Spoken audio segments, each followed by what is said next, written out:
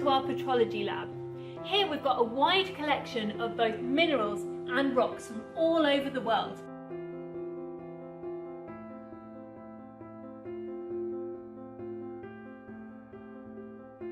And these fantastic polarising microscopes.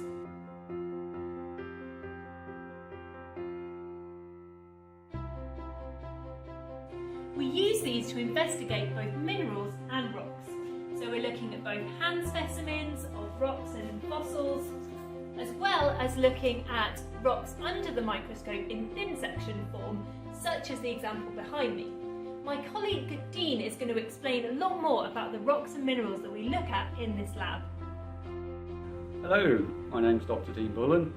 My interests are minerals, spotuliths and igneous rocks, and these are what I teach at the University of Portsmouth. Welcome. Okay, we have a range of microscopes for looking at different aspects of rocks, minerals and fossils. One of my favourites in particular is the polarising microscope, where we look at thin sections. So these are literally microscope slides of rocks in thin sections. This is the polarising microscope, and what it uses is two polarising plates, one in here and one up here, and they're polarised at 90 degrees apart. So we know that light leaving this light source here is going to be vibrating in a plane from side to side, which then passes through the mineral in the thin section. The minerals repolarise the light, and what we see when we place either as it is with the polarizer, or we push the second polarizer in, we see lots of different interference colours, and that tells us different things about the minerals. It's very useful for detailed mineral identification, but we can also use it for looking at the relationships between the minerals, which is what we now call as the texture of a rock. Things you can't see ordinarily in a specimen. We also have these non-polarising microscopes where we can look at fine-grained sediment, we can look at, in this case, placer deposits or chromite, magnetite ore deposit, and also microfossils.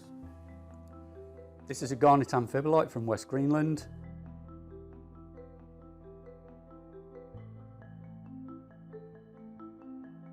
And you can see these green hornblende crystals and the colourless areas. They appear white to you, but we call them colourless. We are looking in plain polarised light. They're most likely composed of quartz and feldspar. And as I rotate the stage, hopefully if you look at the big crystal in the centre, you can see its colour changes as I rotate. This is a property known as pleochroism, and it's common in the amphiboles and some of the micas, but not in all minerals. Isotropic minerals for sure don't show it. But again, it's a useful aid to identification. If I flick the analyzer in, we can see lots of pretty interference colours. As I rotate the stage, you will see that some of them go extinct and reappear.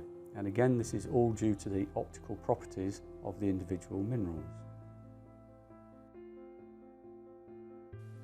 Want to know more about our excellent geoscience teaching facilities? Get in touch, look at our web pages or arrange to come and visit.